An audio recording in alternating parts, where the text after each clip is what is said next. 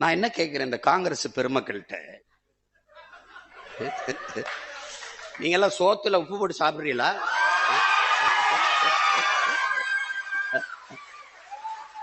உங்களுக்கு மானம், ரோசம், சூடு, சொரணை, வெக்கம் இதுல ஏதாவது ஒண்ணு இருக்க ஆனா எல்லாரும் நல்ல கசங்காத வேட்டி சட்டை மட்டும் வெக்க மயிர் இல்லாம கட்டிக்கிறீங்க. வெக்க மயிர் இல்லாம எதுக்கு? இப்பதான் திமுக காரனுக்கு அறிவு வருது. அவன் இவரா எங்களுக்கு பகுத்தறிவை புகட்டினார், ஊட்டினார், காட்டினார். மங்கினில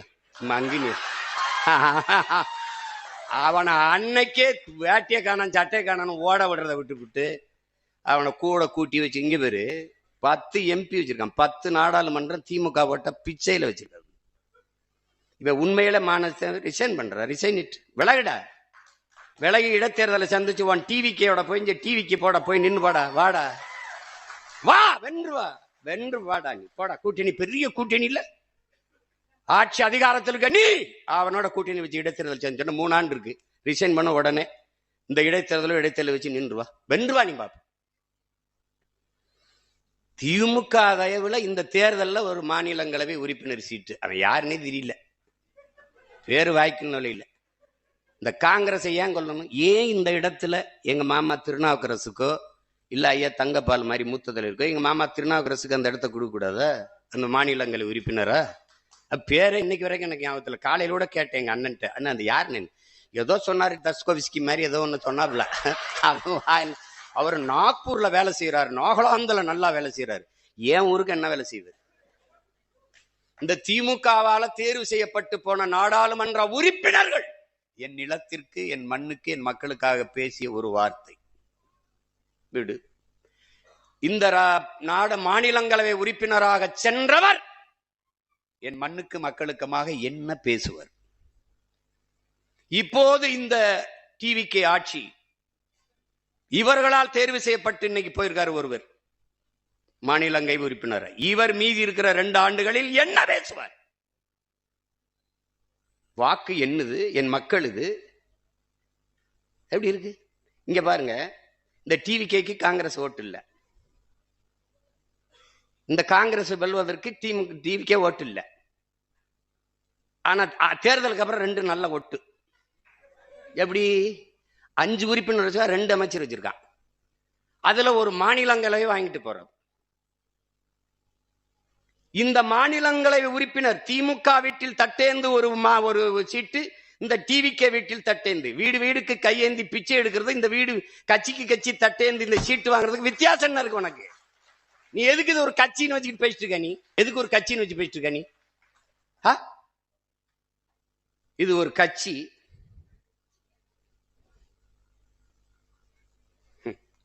இப்பதான் தெரியும் திமுகவுக்கு. அப்பவே ஒருத்தன் சொன்னானையா, கேட்கலையே. இப்போ போறவர்கள் பதவிக்காக போவார்கள், வேற எதுக்கு? மக்கள் உதவிக்காக போவார்கள். அவ்வளவு மகான்களா, புற மகாத்மாக்களா? விலகு. எங்க ஊர்ல ஒரு மகான் வென்றிருக்காப்ல, ஐயா ராஜீவ் காந்தியுடைய சொந்த சின்னத்தா மகன், அருமைச்சவர் ராகுல் காந்திக்கு very close relation, Manik Tagore அவர் பேரு. அவரு தம்பி உதயநிதி கிட்ட கேள்வி கேட்கிறாப்ல, தமிழக முதலமைச்சர் மேகதாது அணைக்காக மோடி அவர்கள் பிரதமர் மோடிக்கு கடிதம் எழுதியிருக்கிறார், நீங்கள் ஏன் சைலண்ட் மோடுக்கு போனீர்கள்? இப்ப இது உதயநிதி நாடு ஒண்ணு மட்டும் இல்ல, இது ஏன் நாடு, இது என் உரிமை. மேகதாதில் அணை கட்டியே தீர்வேன் என்று சொல்பவன் எவன்? யாரு? காங்கிரஸா இல்ல வேற கட்சியா? அவன் யாரு? இவங்கள மாதிரி ஒரு கேடு கட்டம் பிறந்த சிவகுமார் முதலமைச்சர் இருக்காரு, அவரு ஓ விஜய் வெரி இம்மெச்சூர்டு பாலிட்டிஷியன். அவன் சொல்லியிருக்கான் இம்மெச்சூர்டு பாலிட்டிஷியன். அவர் சொல்றாரு இம்மெச்சூர்டு பாலிட்டிஷியன், அது தமிழ்நாடு டிஎன்சி, அதை தமிழ்நாடு காங்கிரஸ் அவரோட கூட்டணி வைக்கும், அகில இந்திய காங்கிரஸ் திமுகவோட தான் இருக்கும்னு. என்னடா கட்சி இது? என்னடா கட்சி? அவர் ஒண்ணு பேசியிருக்காருல்ல, பேசிட்டு போறாப்ல. ஏன் தங்கச்சி சோதிமணி ஒரு கட்சி வச்சிருக்கு, இவங்க ஒரு கட்சி வச்சிருக்காங்க, எங்க ஐயா சிதம்பரமா ஒரு மகன் ஒரு கட்சி வச்சிருக்காங்க. இப்ப நான் என்ன சொல்றேன், ஐயா மாணிக் தாகூர் அவர்கிட்ட, என் அருமை சகோதரன்ட்ட, என் உடன் பிறந்தார்ட்ட கேட்கிறேன். உங்களுடைய தன்மானத்தை, உங்களுடைய கட்சியின் மீது இருக்கிற பற்றை நான் மதிக்கிறேன். ஆனால் நீங்க திமுக வாக்குல தான் வென்றிருக்கிறீங்க. நீங்க ஒரு 2000 வாக்கு வித்தியாசத்துல தம்பி விஜய் பிரபாகரனை வீழ்த்திருக்கீங்க. அதெல்லாம் நான் வெற்றியாவே கருதல, போனா போதுன்னு விட்டாங்க.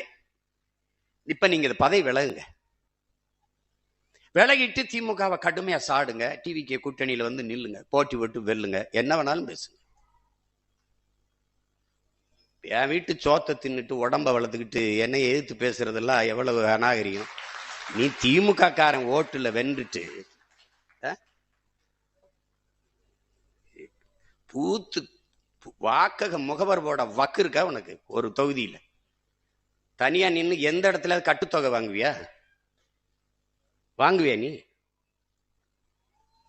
நான் தோத்தாலும் 4 விழுக்காடு வச்சிருக்கேன், நீ வென்றா கூட வராத அவ்வளவு.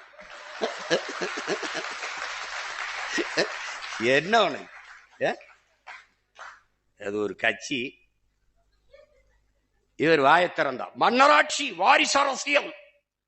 மன்னராட்சி வாரிசு அரசியலின் ஆட்சின்னு இருக்குல்ல, தோற்றுவாயிருக்குல்ல, மூலம் இருக்குல்ல, அவர் உன் பக்கத்துல தான் இருக்காப்ல.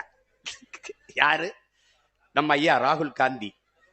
ராகுல் காந்தி இருக்காரு, அவர் என்ன புதிதா ஏழை எளிய மகன் கட்சி ஆரம்பிச்சிருக்காப்லையா? எவ்வளவு வசதியா பாருங்க. இது மன்னராட்சி, ஆம், இது வாரிசு அரசியல் சரிதான். ஆனால் இந்த வாரிசு அரசியலின் முன்னோடி மூலம் காங்கிரஸ். காங்கிரஸ் அந்த தேர்தல் முடியும் முதல் நாள் ஓட்டு போறதுக்கு முதல் நாள் பேசுறாப்ல, தேர்தலுக்கு பிறகு ஸ்டாலின் அவர்கள் போய் மோடி அமித்ஷா காலிலே விழுவார் அப்படின்னு. 2 வாரத்துல இவர் போய் விழுகிறாப்ல.